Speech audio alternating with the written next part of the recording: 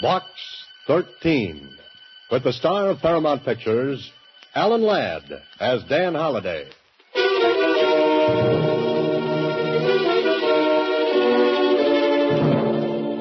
Box 13.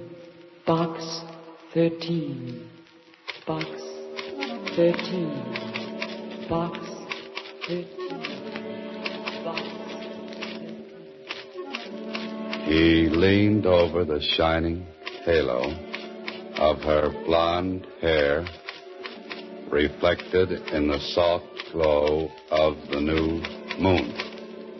Oh, no, not that.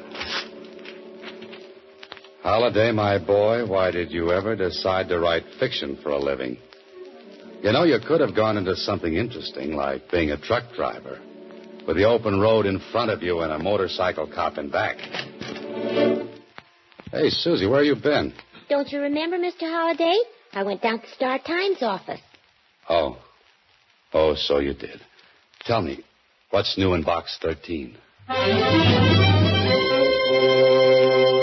Box 13, starring Alan Ladd as Dan Holliday.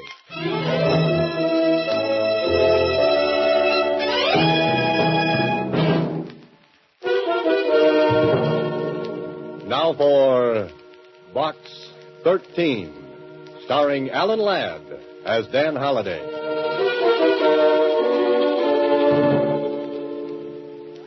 Well, what now, Mr. Holliday? What's new in Box 13? Yesterday, a man wanted to sell me a horse for $1,000 and a ranch to go around the horse for 25 times that much.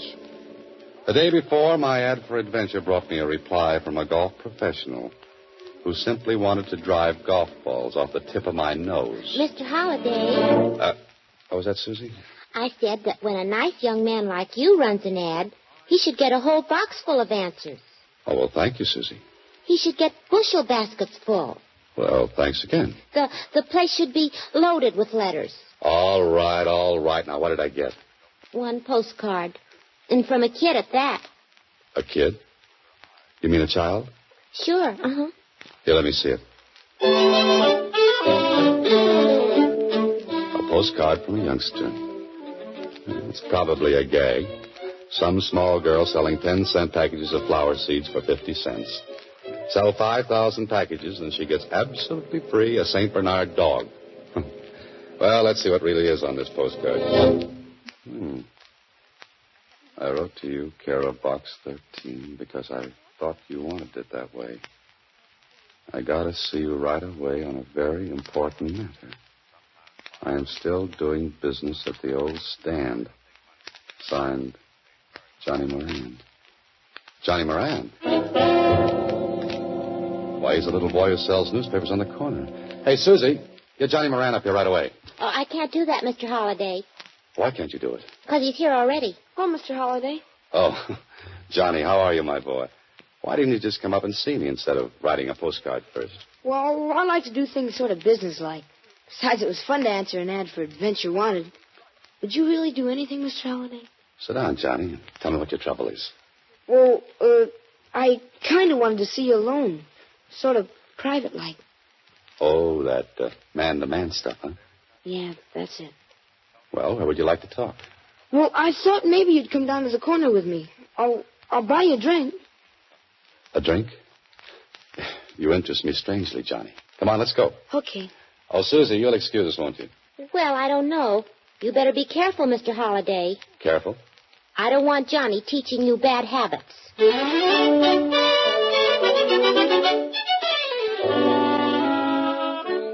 Johnny Moran is a very nice boy.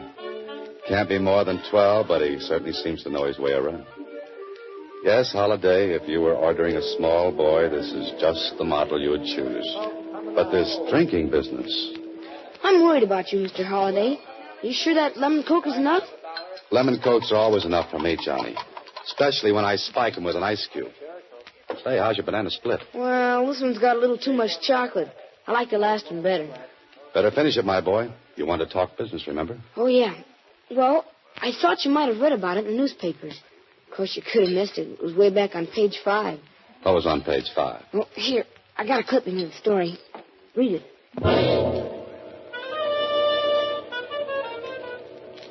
Police announced they had recovered a portion of the jewelry stolen in last Tuesday's raid on Maury Jewelry Company. Held under suspicion of grand theft is John Moran. John Moran? Johnny, that's your father. Yes, and he didn't do it, Mr. Holliday. I know he didn't. Just a second. A part of the loot was found in Moran's apartment. I don't care what they put in the newspapers, Mr. Holliday. He didn't do it. That's why I came to see you.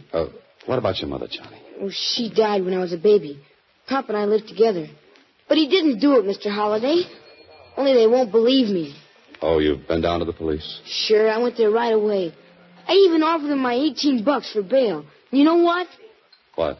The old DA just patted me on the head and told me to go home. But I'll bet you could go down and talk to that district attorney and make him let my father out. You can do anything. Well, not quite anything, Johnny. Yeah, but this would be easy for a guy like you. Besides, you're not afraid of anything. Not even a policeman. Well, that's very flattering, Johnny, but I don't know what I can do. Oh, you'll think of something, Mr. Holliday. You're a writer. You're smart. Oh, but listen, my boy, I'll bet you get my father out of jail in time for dinner.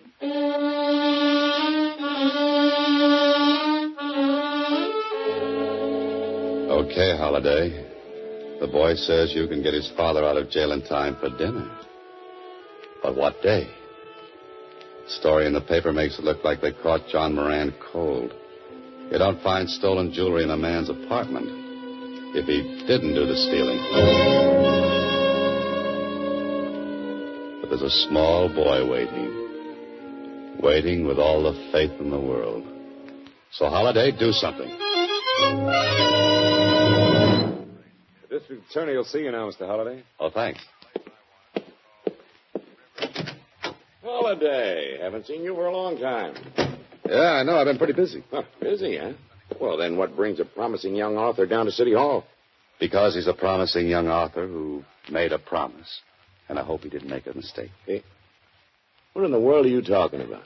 About a man named John Moran. You've got him locked up in your nice new jail. Yes, and from what we've got on him, he's going to stay there for a while. His son thinks Moran is innocent, Clark. Yeah.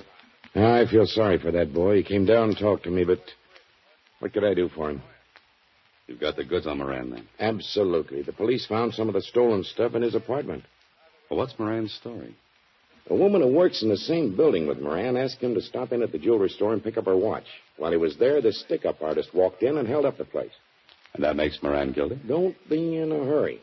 The stick-up artist used him as a shield when he beat it. Moran claims the man forced him to drive the getaway car out into the country. Well, that still doesn't make him guilty. I think you've got the wrong person. This is where Moran's story went wrong. He walked into police headquarters and told it, but it sounded too good to be true. They detained him while a detective went over and searched his apartment. Oh? The detective found part of the loot. Moran couldn't explain where it came from. Well, to our office, it looks like he pulled a clever gag. We think he's in with the hold-up men. What about the woman, the one who sent Moran after the watch? Grace Willard? We don't have a thing on her. She's in the clear. I see. So, Holliday, you better forget about playing Don Quixote. The day of fighting windmills is over. Go home. Forget about Johnny Moran. Sure, Holliday, just forget all about John Moran. Write Benita the story and take it out of the typewriter. But how are you going to write the dialogue for a man who has to tell a small boy that his father hasn't got a chance? And describe the look in that boy's eyes. I don't care what that old district attorney said. My father isn't a crook. And your father should have been able to explain the stolen jewelry they found at your place. I'll bet he could, too. They just wouldn't listen to him. Oh, now, Johnny, if your father's innocent, they'll let him go. So you won't help me either. But I'm trying, my boy. What else can I do? Nothing, I guess. See you later, Mr. Holliday. Oh, Johnny, listen to me. I'm kind of busy right now. I got to earn a lot of dough, I guess. Johnny. Because lawyers come pretty expensive, I heard. Oh, look, kid. You better go home, Mr. Holliday. I should have handled it personally in the first place.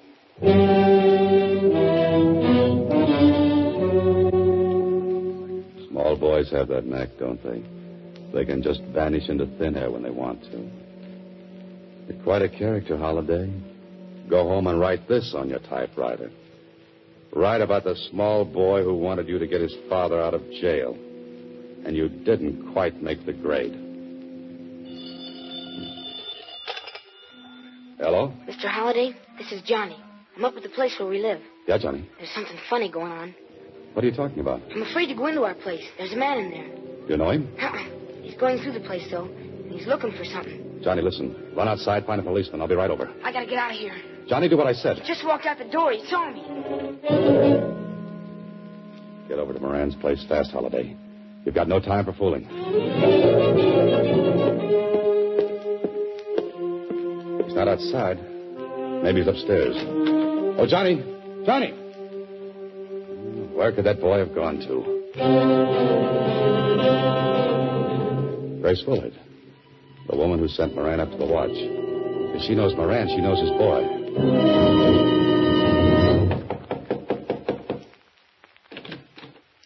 Yes? Oh, Miss Willard?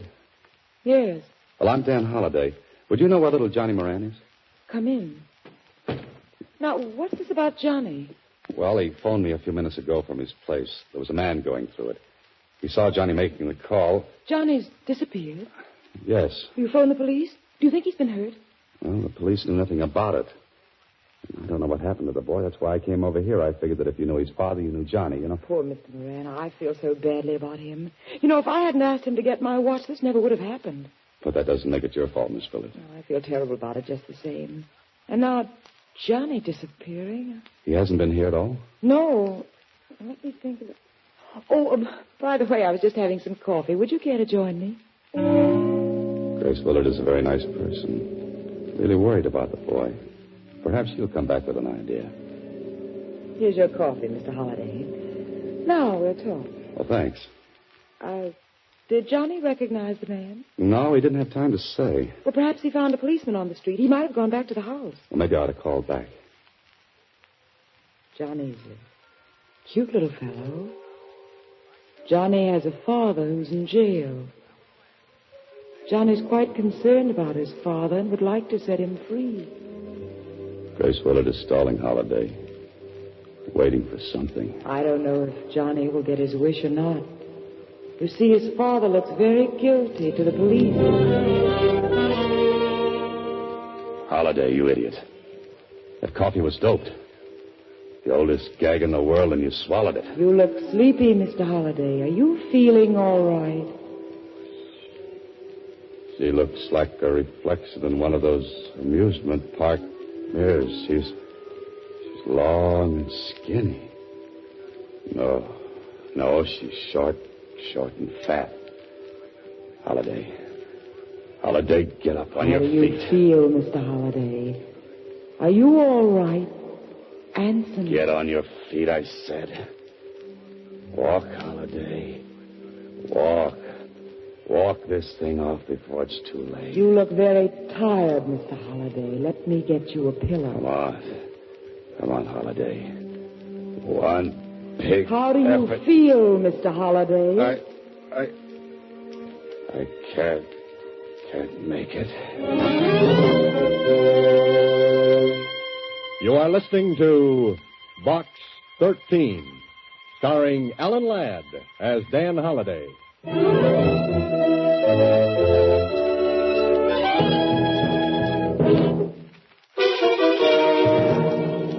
Box 13, starring Alan Ladd as Dan Holliday. Oh, take it easy, Holiday. Take it easy. Turn slowly now. Maybe your head still is connected to the top of your neck. That's better. Better. What am I saying? Where am I? An alley. Oh, fine. Dan Holliday, author, found lying in an alley between yesterday's newspapers and tomorrow's trash. What you need right this minute is a quick change, a fast bath, and a little chat with that district attorney. I've got a man going up to the Willard woman's place right this minute, Holliday. Thanks, Clark. This ties her up with the Moran case.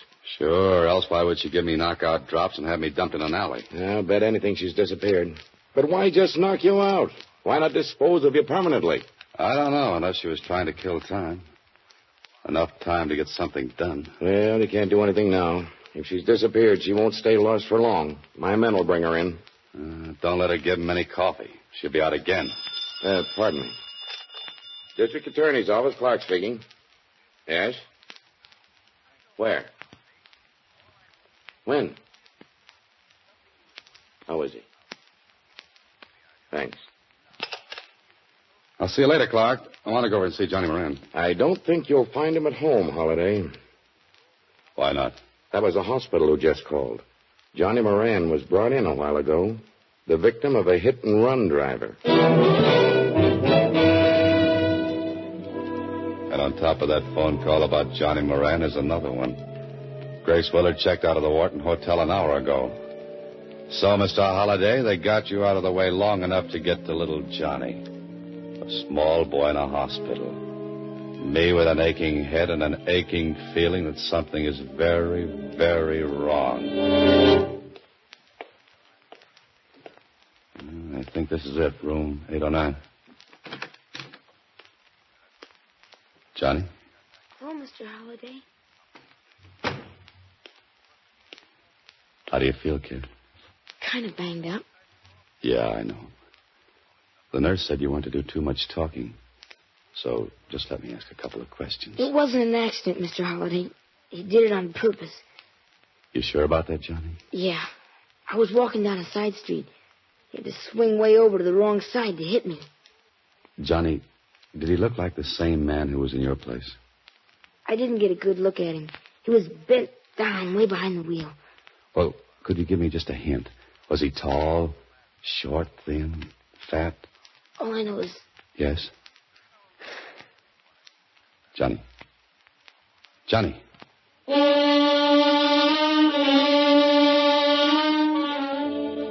Johnny passed out and won't be permitted to talk for a while. Well, that puts it up to you, Holliday. Come on, you're an author. You write hundreds of situations like this one. Think.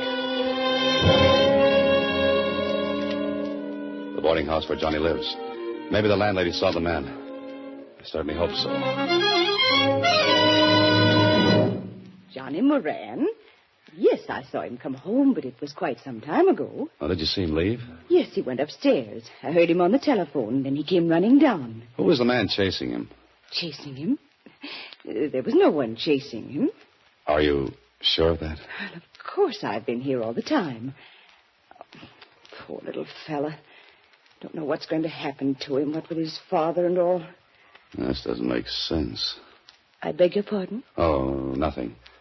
You see, Johnny called me, told me there was a strange man in his place. The man saw him, he hung up the phone and disappeared. But I saw no man. Are you sure? Only Joe Coakley, but he's one of my roomers. That is, he was. Was? When did he move? Today, just after Johnny left. Was he upstairs while Johnny was there? Why, yes. Yes, he was. Was he a friend of John Moran's? Oh, no, he never spoke to anyone. Stayed in his room all day and went out at night. Oh, one of those night flyers, huh? Could I see the room he occupied? This is Coakley's room, but it's empty. Well, Holliday, it looks like you're on the wrong track. Or are you? A stub from a dance hall ticket. I'd better talk to Johnny about this.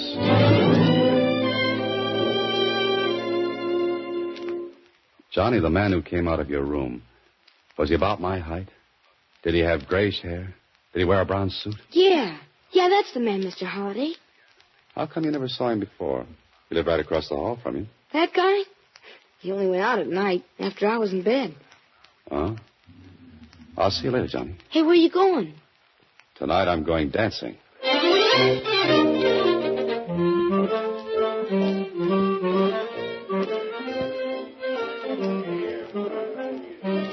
This is a very nice place, Holliday. Admission 60 cents, which includes an evening of dancing. And from the looks of the customers, they're trying to get their money's worth. Like to dance, fella? Who, me? You ain't not twins, are you? No, I'm sorry. I'm afraid I'm a very bad dancer. Oh, you let me be the judge of that. Come on, kid. You look good to me. Oh, wait a second. Say, isn't that Joe Coakley over there? Oh, you know Joe? Yeah, and the girl with him. That's his girlfriend, Grace Willard. Oh, thanks. I'll see you later. Hey, where you going? This is it, Holiday. Only what are you going to do? They're leaving, and if you stop to make a phone call, you'll lose them. And I wouldn't like to lose that man. He's the one who hits small boys with big automobiles. They're going into that apartment house. This begins to look like the final chapter. Now to make a fast telephone call to an old friend, then better to get to the payoff.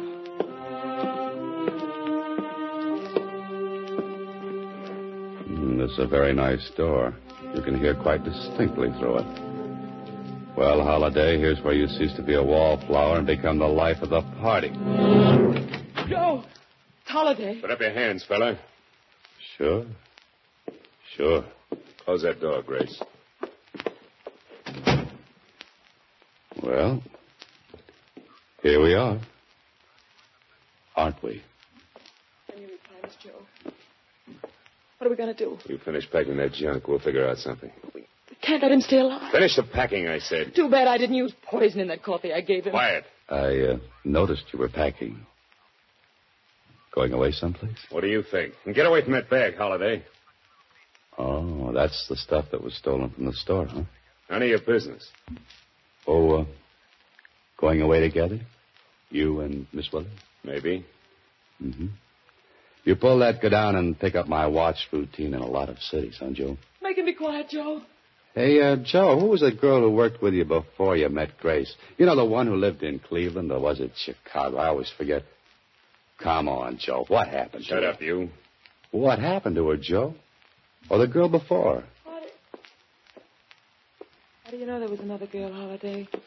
Well, Miss Willard, you don't think you're the only one, do you? You're crazy. Yeah? Ask him where he was last night. Don't pay any attention to him, Grace. He wasn't with you. Know where he was? How do you know he wasn't with me? The stub of a dance hall ticket I found in the other room. It calls for only one admission. You shut up, I said. Just a minute, Joe. Were you down there last night? Were you dancing with that blonde again? Suppose I was. So what? You've got a lot of nerve. You had me set up this whole deal. Had me find John Moran to play sucker for us. Had me frame the business of picking up my watch. I timed it out perfect for you. What do? You go dancing with a blonde. Grace, be quiet. This fellow's up to something. Me? Now, what would I be up to? What about that other girl he talked about?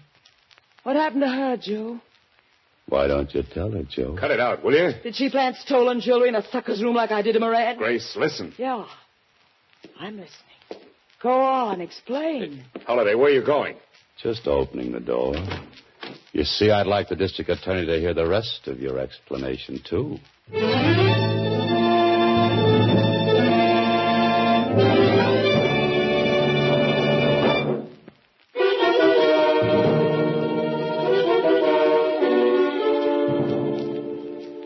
Well, this is the last chapter to a story I was afraid might have an unhappy ending.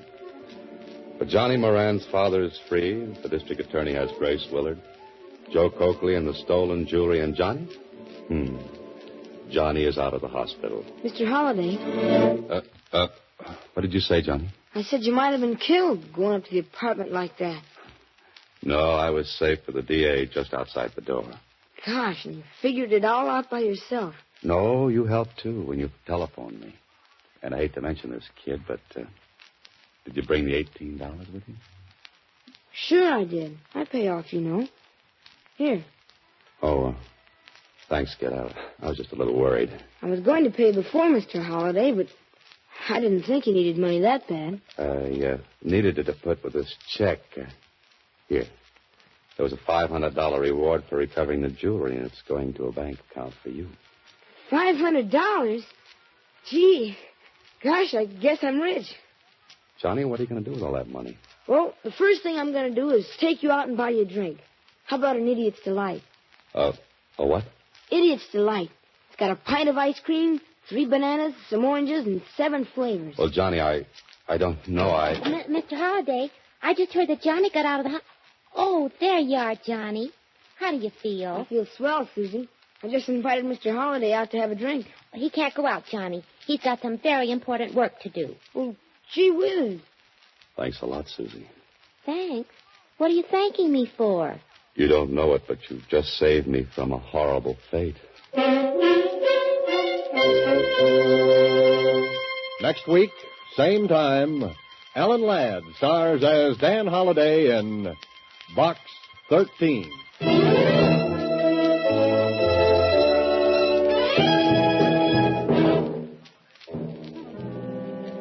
Alan Ladd appears through the courtesy of Paramount Pictures and may currently be seen in Wild Harvest. Box 13 is written and directed by Ted Hediger. The part of Susie is played by Sylvia Picker. Original music was composed and conducted by Rudy Schrager. This is a Mayfair production.